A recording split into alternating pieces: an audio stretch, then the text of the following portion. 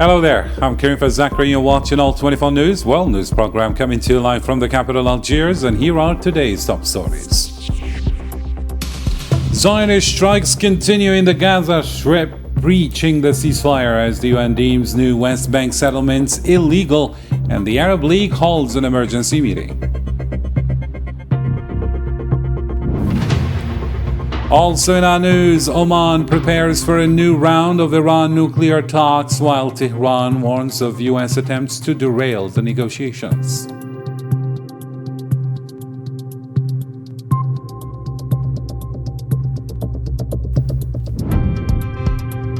Next, the UN condemns attacks on civilians and aid convoys in Sudan as international reports accuse the UAE of backing the rapid support forces.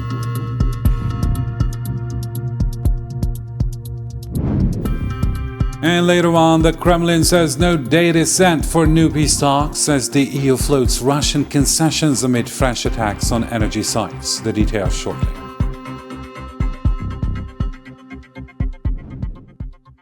Hello again and welcome back to the program. It's great to have you with us tonight. First off in our news, 6 Palestinians, including a woman, were killed by Zionist fire in Gaza on Tuesday in continued violations of the ceasefire agreement. Palestinian media reported 4 fatalities among displaced civilians in central Gaza, while 2 others were killed in separate strikes on Khan Younis and Gaza City. Gaza's health ministry, meanwhile, said 586 Palestinians have been killed and 1,558 wounded since the ceasefire took effect. The ministry added that the overall death toll since October 7, 2023 has risen to 72,037, with 171,666 injured.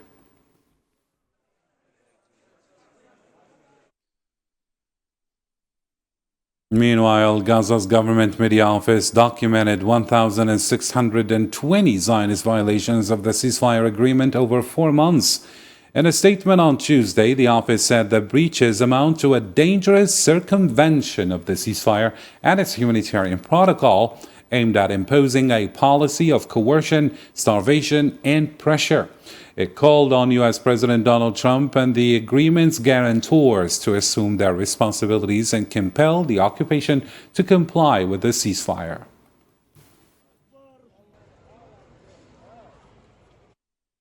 The Gaza's government media office says only 25% of the agreed number of patients and wounded have been evacuated since the Rafah crossing reopened. The office confirmed that just 225 people left the Strip in 1 week out of 1,600 scheduled to cross Rafah since its reopening earlier this month.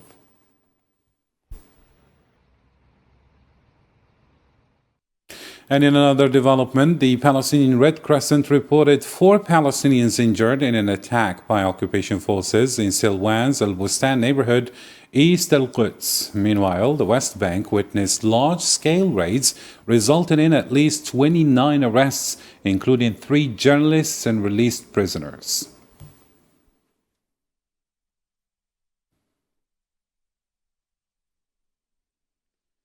The settlement issue resurfaced as the UN Secretary General reaffirmed that new settlements are illegal. Meanwhile, the Arab League is set to hold an emergency meeting this Wednesday to discuss the expansion. Let's get more details with Karim Mustafawi now. The illegal Zionist plans over the occupied West Bank have drawn sharp diplomatic condemnations. The first reactions came from Palestine. The presidency called for an urgent extraordinary session of the Council of the League of Arab States, scheduled for Wednesday. The meeting is expected to focus on possible responses to what they described as aggressive decisions. Meanwhile, Hamas said these unjust moves reflect a colonial agenda aimed at forcibly displacing the Palestinian population. The Palestinian presidency condemns the dangerous decisions approved by the Israeli occupation cabinet regarding the deepening of attempts to annex the West Bank, which represents a continuation of the comprehensive war waged by the occupation government against our Palestinian people and an unprecedented escalation targeting the Palestinian presence, particularly in the occupied West Bank. The approval by the Zionist occupation cabinet of new decisions targeting our people and our land in the West Bank falls within a fascist settlement approach and a comprehensive annexation plan.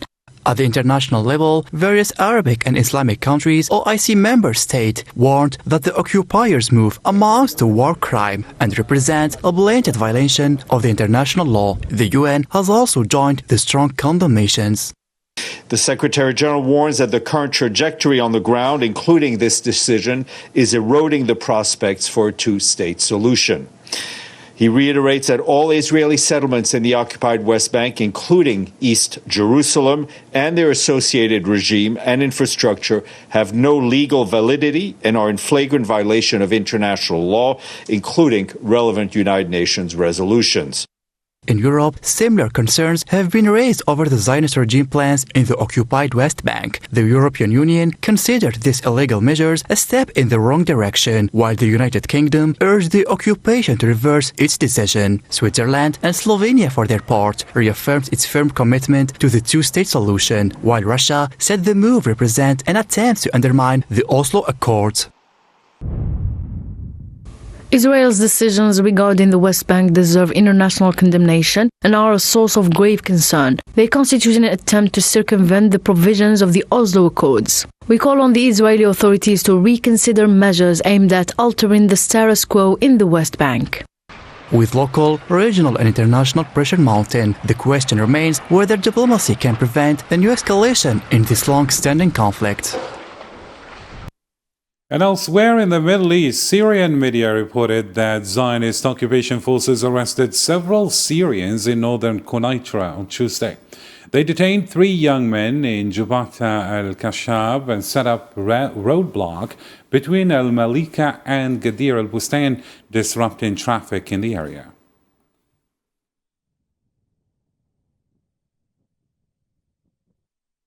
And elsewhere in the Middle East still, Iran's Supreme National Security Council Secretary Ali Larijani visited Muscat, Oman, on Tuesday to discuss the latest developments in nuclear talks with Washington.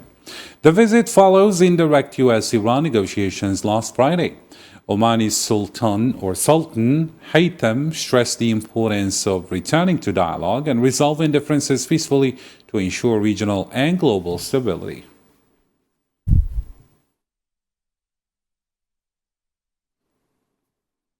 In the same context, Iran's foreign ministry warned the United States against undermining indirect nuclear talks, citing provocative actions. Spokesman Ismail Bakai said past negotiations with Washington were bitter for Tehran and urged restraint from actions influenced by pro-Zionist lobbies.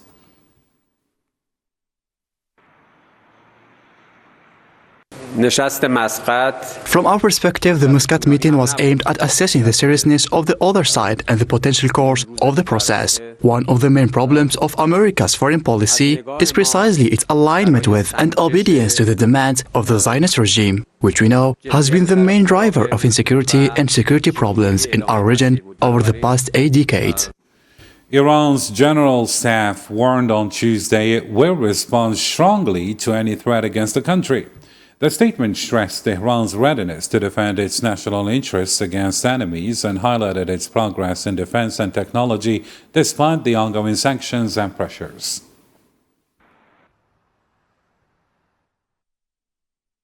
In another development, this time in Africa, Sudanese military sources reported on Tuesday that the army launched intense airstrikes on rapid support forces positions in Bara, North Kordofan. The strikes targeted advanced defenses and drone-attacked RSF gatherings, attempting to seize control of the strategic city.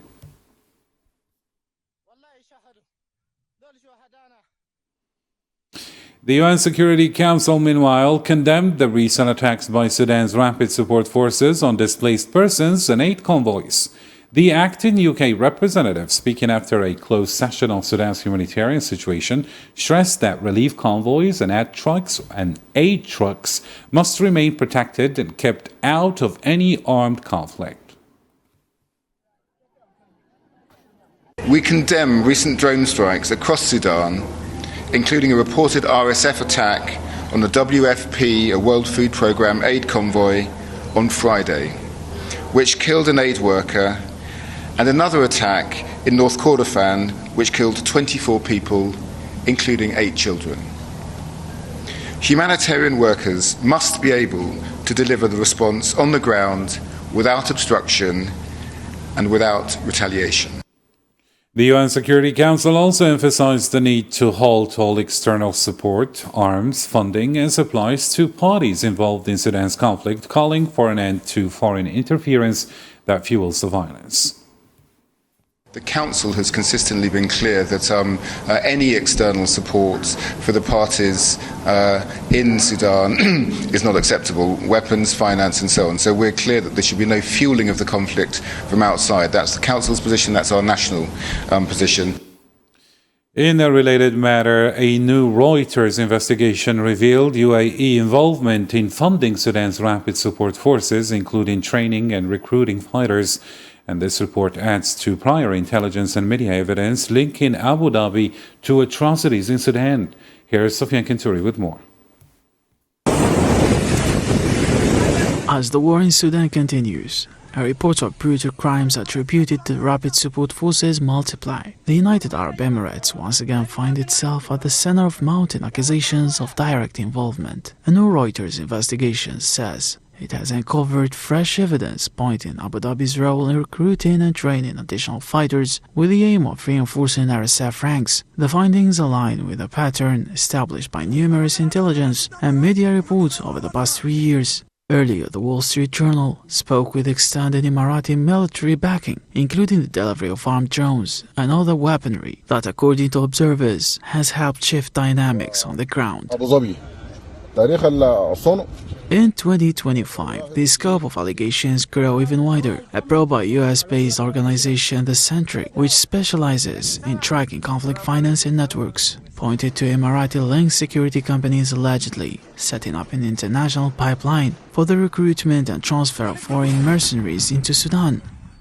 Some of those fighters, the report says, were dispatched to al-Fashir in Darfur, where they reportedly trained new RSF elements and were associated with mass killings targeting civilians. What critics describe as Abu Dhabi's deepening footprint in Sudan has fueled louder demands for accountability across international and UN platforms. Hardly a session on Sudan now passes without fingers being pointed at the Emirati role in prolonging the conflict and worsening a humanitarian catastrophe described as the gravest in decades.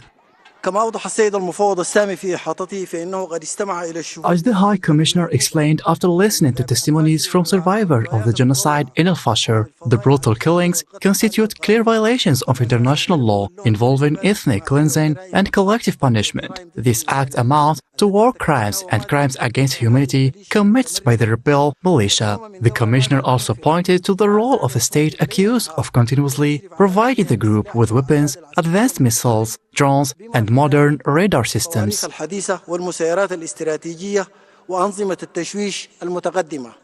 For Khartoum, the explanation is clear. Sudanese authorities argue that war's persistence is driven largely by foreign interference, with the UAE leading the list through what they call direct and sustained support for rapid support forces, a charge they say is backed by field evidence and multiple international reports.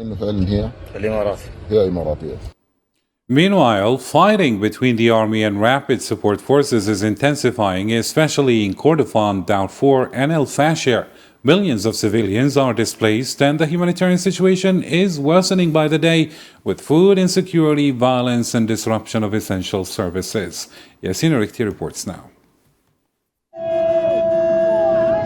Sudan's humanitarian crisis is rapidly worsening as renewed fighting between the Sudanese army and the rapid support forces spreads across large parts of the country, trapping millions of civilians in violence and deprivation. The regions of Kordofan and Darfur are among the hardest hit, and in Al Obeid, the capital of North Kordofan state, daily life has ground to a halt as insecurity paralyzes markets, transport and basic services. Bedouin communities are particularly affected. The their mobility restricted by armed groups, looting and rising ethnic tensions, threatening both lives and livelihoods. Before the market was more open and the situation was different. There are so many problems now. We can't go anywhere. And if we do, the enemy seizes our livestock. Now we are confined to Al Ubaid. In Western Sudan, the situation is even more severe. Humanitarian agencies report that the capture of Al-Fashir by the RSF was accompanied by widespread abuses, including mass killings, sexual violence and kidnappings. Access to the city remains limited, but aid workers warn that civilians are paying a heavy price. The events that unfolded in Al-Fashir in Sudan last October were a preventable human rights catastrophe. After imposing 18 months of siege, starvation and bombardment, the Rapid Support Forces unleashed a wave of intense violence. Thousands of people were killed in a matter of days, and tens of thousands fled in terror. Our collective job is to hold those responsible accountable and to make sure this never happens again. The United Nations says at least 14 million people have been displaced since the war began and continues to urge an immediate ceasefire. The World Health Organization has documented 205 attacks on health facilities, warning that Sudan's health system is close to collapse. With more than 33 million people now in need of humanitarian assistance, the country stands at a critical crossroads. Whether urgent warnings will lead to decisive action or fade amid a prolonged conflict remains uncertain. And back home, Algerian President Abdelmadjid Tebboune ordered the government to build 2 new water desalination plants in Tamanrasset and Tindouf within a month, including a facility in Tindouf to treat wastewater for agricultural projects. He stressed strict monitoring of a dam releases, ensuring drinking water supply, and addressing citizens' needs during Ramadan. The President of the Republic, Abdelmadjid Tebboune, also called for new development programs for underdeveloped provinces and highlighted the positive impact of abundant agricultural and livestock production on prices.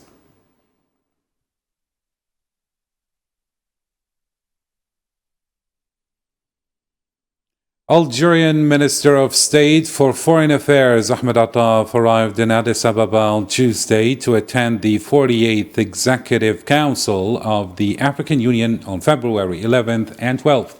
The meeting, preparing for the AU Summit on February 14th to the 15th, will address key political, security, and development challenges across the continent. On the sidelines, the Minister of Foreign Affairs, Mr. Attaf, will hold bilateral talks with several African counterparts.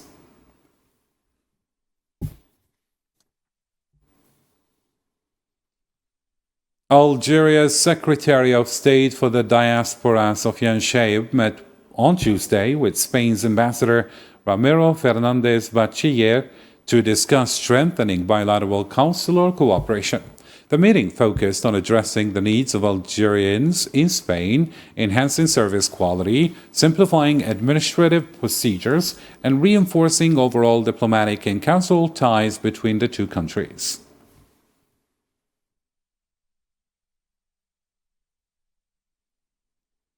Russia's ambassador to Algeria, Alexei Solomatin, described Algeria as a trusted partner with strong regional influence. Speaking to Al Masa, he highlighted growing bilateral ties, noting the 2023 Strategic Partnership Agreement, and emphasized Moscow's commitment to further strengthening cooperation, citing significant opportunities for collaboration across international and regional issues.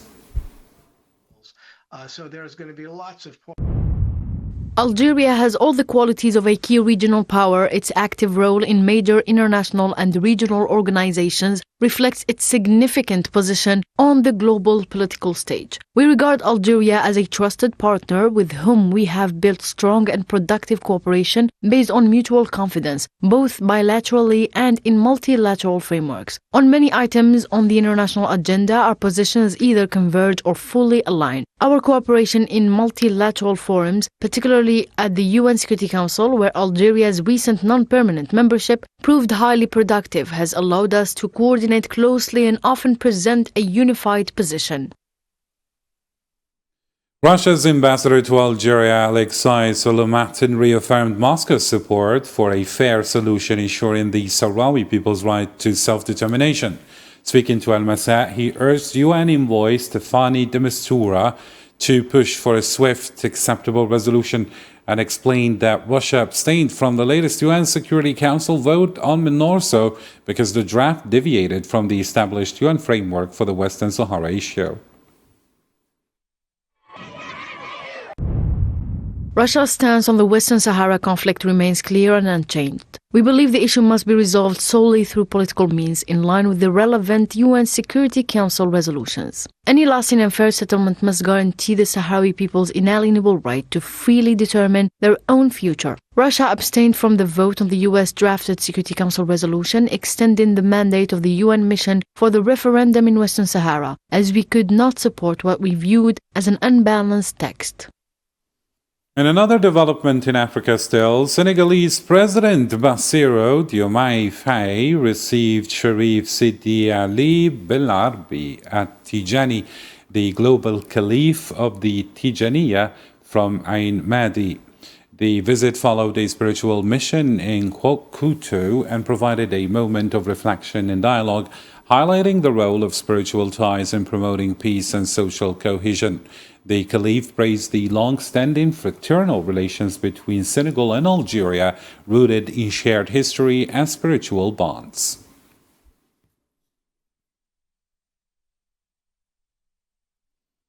In another topical development, the Kremlin said on Tuesday that no date has been set for the next round of Ukraine peace talks, though negotiations are expected soon.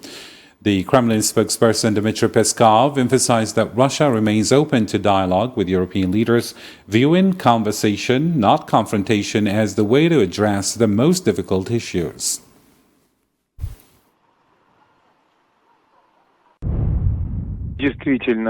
We can confirm that contact has indeed taken place, which, if desired and necessary, could help us to quickly establish a dialogue at the highest level. Russia has always been a supporter of maintaining dialogue. We believe that based on our convictions, it can contribute to the resolution of the most pressing and complex problems. In the same context, Russia has emphasized the need for security guarantees and any settlement to the nearly 4-year war in Ukraine. Deputy Foreign Minister Alexander Grushko said Moscow recognizes Ukraine's security interests, but stressed that Russian security concerns must be the primary factor, something he claims European leaders have consistently overlooked.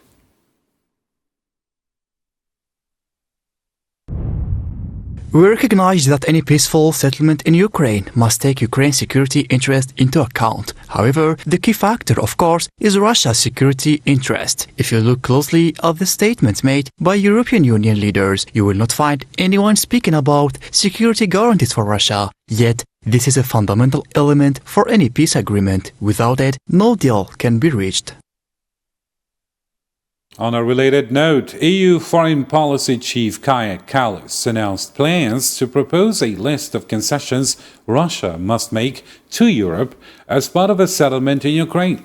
Speaking in Brussels on Tuesday, she stressed that any peace agreement must have European approval.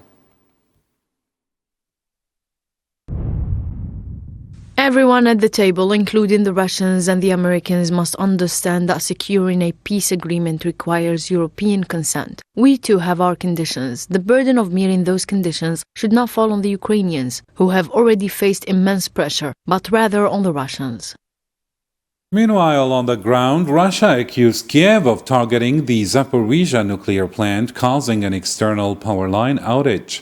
Reuters reported on Tuesday that one of the plant's 2 supply lines was cut in the alleged Ukrainian attack, temporarily suspending heat supplies to residential and social facilities in Enerhodar.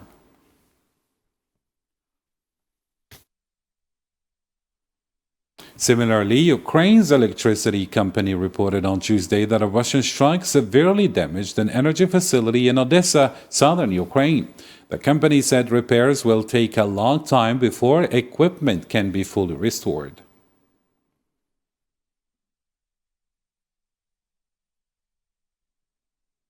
EU Defence Commissioner Andrius Kubilius stressed on Tuesday that Europe needs its own defence union to take responsibility for its security. He called for replacing US strategic support like satellite intelligence and air-to-air refueling with European capabilities as a top priority.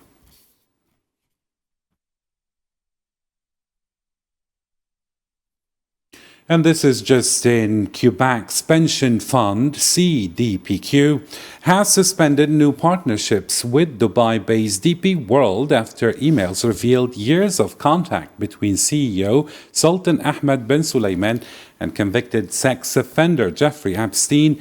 The fund is seeking clarifications and has paused further investments. CDPQ holds over $6 billion in joint ventures with DP World.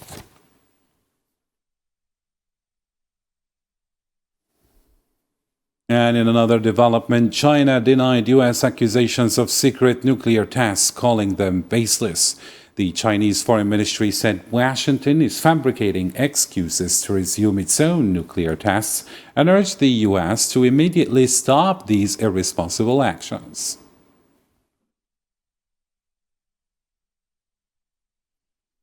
And in another story, U.S. Vice President J.D. Vance said upcoming negotiations on Greenland will focus on securing benefits for Washington in exchange for protecting the massive territory. He stressed Greenland's importance to U.S. national security and noted some allies haven't invested enough in Arctic security. Well, look, it's very early in the Greenland talks. I know that we've been working quite a bit on this over the last few weeks, but it's just very simple. Greenland is very important to national security of the United States of America. I do think that some of our allies have underinvested in Arctic security. And if we're going to invest in Arctic security, if we're going to basically pay a lot of money and be on the hook for protecting this massive landmass, I think it's only reasonable for the United States to get some benefit out of that. And that's going to be the focus of the negotiations here over the next few months. And finally, to catch up on more news stories making headlines, here is the news in brief by Zahra Farjani this time.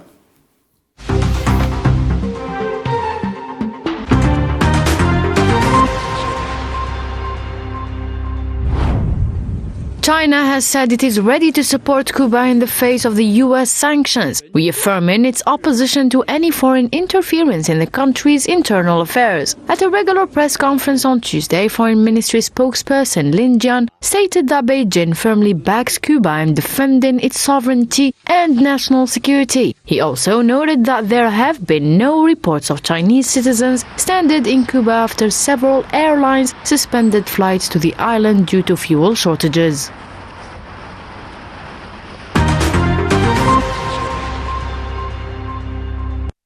U.S. Southern Command announced that 2 people were killed and another injured after it targeted a vessel in the eastern Pacific Ocean on Monday. In a statement posted on X, the command said the operation was carried out after intelligence confirmed the vessel's involvement in drug trafficking along known maritime routes in the region.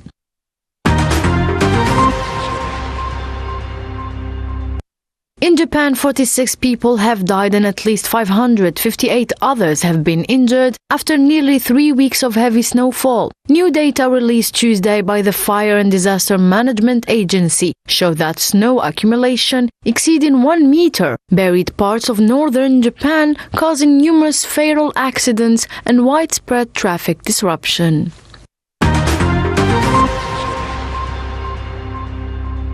Former German football star Jürgen Klinsmann visited Algeria's national team training center in Sidi Moussa on Monday, touring its facilities and praising the quality of its infrastructure. He also met with youth national team players currently in camp, encouraging them to continue working hard. The visit is part of efforts to exchange expertise and support the development of Algerian football at both grassroots and national levels.